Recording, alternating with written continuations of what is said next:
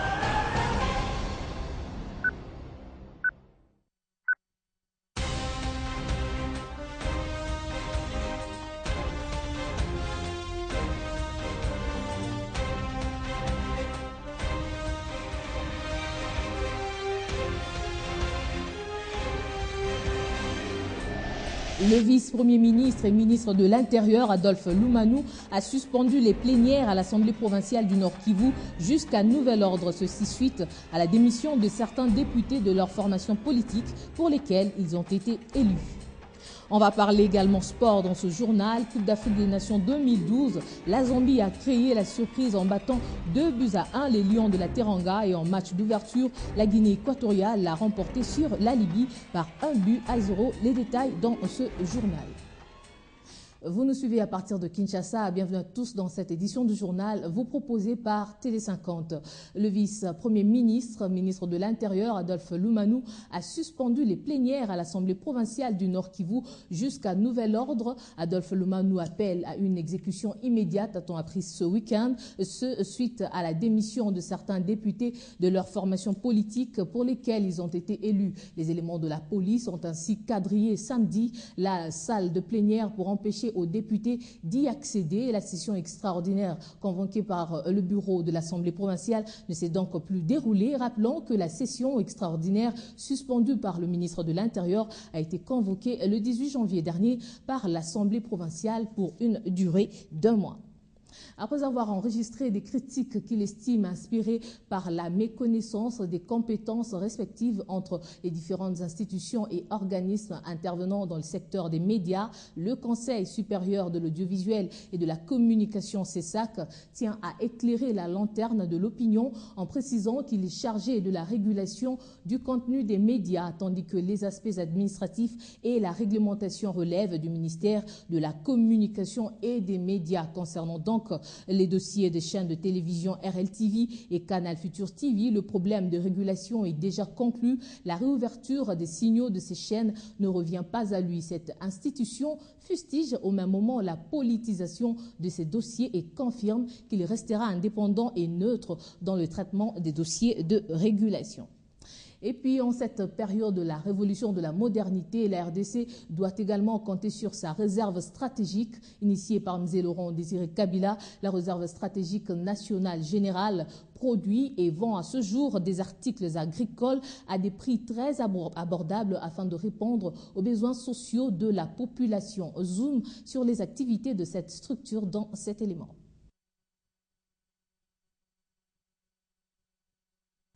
Soldat du peuple et grand visionnaire, Laurent Désiré Kabila avait des idées innovatrices et pleines de développement pour la République démocratique du Congo. Au-delà du service national créé pour rassembler les jeunes du Congo autour de l'agriculture, l'homme de Eoabora avait initié et mis aussi sur pied la réserve stratégique générale, à ce jour dirigée par Ndona Marianne Sitawankenge. Ce service spécial qui dépend du président de la République a plusieurs missions, entre autres celle de constituer des stocks stratégiques pour aider l'État congolais à faire face aux situations de calamité, pénurie et de vie chère. Ces réserves se constituent soit par le ramassage issu de l'achat des produits agricoles auprès des paysans, soit par la production et l'encadrement et la formation des paysans dans l'objectif de constituer des réserves stratégiques dans l'intérêt de la population à court et à long terme. À travers les zones agricoles pilotes, ZAP, programme initié par la réserve stratégique générale sur instruction de la hiérarchie, les produits agricoles sont vendus à des prix très abordables, question de répondre aux besoins sociaux de base. Bientôt, les zones agricoles pilotes seront implantées sur toute l'étendue de la République dans la vision de Laurent Désiré Kabila, pérennisée à ce jour par Joseph Kabila. La réserve stratégique générale a donc besoin du soutien de tous ceux qui pensent soutenir le bien-être communautaire et social en République démocratique du Congo, unique façon de soutenir la vision de Joseph Kabila à travers le social. Il est incontestable que la réserve stratégique générale, de par sa mission de stockage des produits agricoles, a un besoin criant des structures de stockage, greniers agricoles et logistiques d'évacuation à travers les différentes provinces de la République. Dossier rapatriement des réfugiés. Les réfugiés angolais peuvent espérer retrouver leur pays après plusieurs années passées en RDC.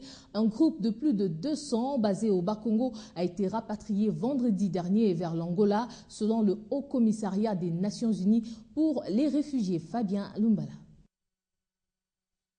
Interrompue à la suite des festivités de Nouvel An, l'opération de rapatriement volontaire des réfugiés angolais vivant en République démocratique du Congo a repris le 20 janvier, simultanément dans les provinces du Bas-Congo et du Katanga.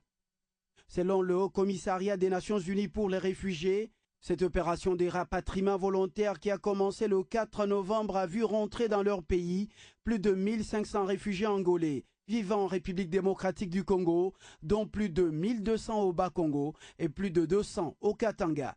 Des statistiques actuelles font état de 113 000 réfugiés angolais vivant dans les pays de la région, 80 000 hébergés par la République démocratique du Congo. Cette opération est consécutive à un accord bipartite signé en octobre dernier entre l'Angola et la République démocratique du Congo en collaboration avec le Commissariat des Nations Unies pour les réfugiés. Changeons de registre, l'Alliance des forces démocratiques affûte à nouveau ses armes en prévision des prochaines batailles électorales. Et cette formation politique, membre de la majorité présidentielle, revisite déjà ses stratégies et samedi, son directoire réuni autour de son président national, Bahati Lukwebo, a réaffirmé sa loyauté au président de la République, Joseph Kabila, à qui il a présenté ses vœux de Nouvel An. Au lendemain d'une bataille électorale rude, à l'issue de laquelle l'Alliance des forces démocratiques du Congo, AFDC, est en train de s'affirmer comme une force politique qui compte, avec un nombre important de sièges enrangés aux législatives selon les résultats partiels de la CENI, l'heure est à la réorganisation des troupes et à la refondation idéologique. D'emblée, tous les cadres du parti tiennent à renouveler les vœux et les félicitations au chef de l'État, son Excellence Joseph Kabila Kabange, qui, comme vous le savez, est notre idole, notre autorité morale de la majorité présidentielle à laquelle appartient la FDC.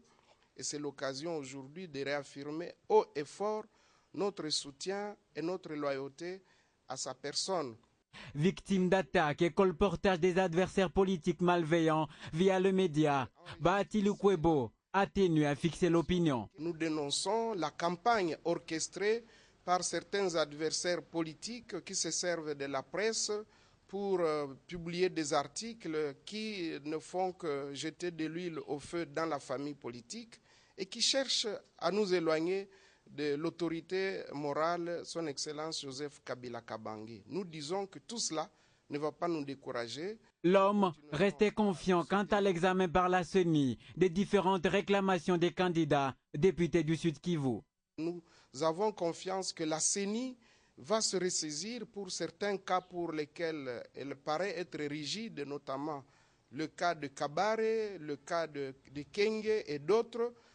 Nous avons l'espoir que, vu les contestations qui sont enregistrées ici et là, les populations de Kenge, les populations de Kabare, tout comme celles de Pangi et autres qui ont élu massivement le chef de l'État, elles ont l'espoir que la CENI va revenir à la raison. Au Sud Kivu, la FDC était aux avant-postes de la dernière campagne électorale, à l'issue de laquelle Joseph Kabila a été massivement élu, surtout dans le territoire de Kabare, fief de Bahati Lukwebo, président de la FDC. de la culture, Délicat Tchad est le nom de la collection que la société Vlisco a tenu à présenter samedi à la presse congolaise. Au cours de ce point de presse, particularité, prix de la nouvelle collection ainsi que projet pour l'année 2012 de la société Vlisco ont été abordés. Et en bref, en Libye, plus de 1500 manifestants, dont d'anciens combattants rebelles blessés pendant la révolution, se sont rassemblés devant le siège du Conseil national de transition. Plusieurs grenades artisanales ont été lancées sur le bâtiment avant que les protestataires ne l'envahissent. Et le saccage, cet incident le plus grave à viser le CNT, intervient après des semaines d'un sit-in réclamant aux nouvelles autorités plus de transparence et l'inclusion des personnes ayant collaboré avec l'ancien régime de Kadhafi. Sport, pour finir, Coupe d'Afrique des Nations 2012, 2 affiches étaient au menu samedi en match d'ouverture. La Guinée équatoriale, l'un des pays hôtes de cette CAN, a surpris la Libye par 1-0, tandis que dans le même groupe, le Lion de la Teranga du Sénégal ont courbé les Chines face à la Zambie par 1-2. Résumé de ces 2 rencontres avec Doudoumbala.